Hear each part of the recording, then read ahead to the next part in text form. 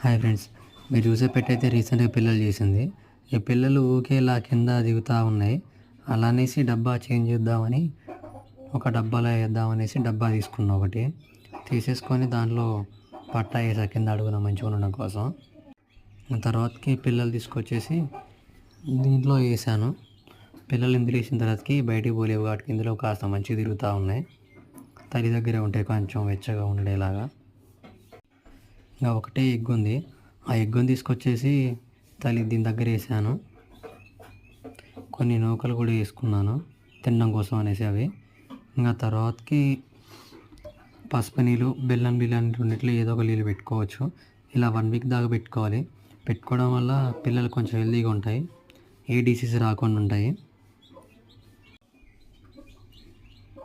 Video నచ్చినట్టయితే like, subscribe చేసుకోండి friends.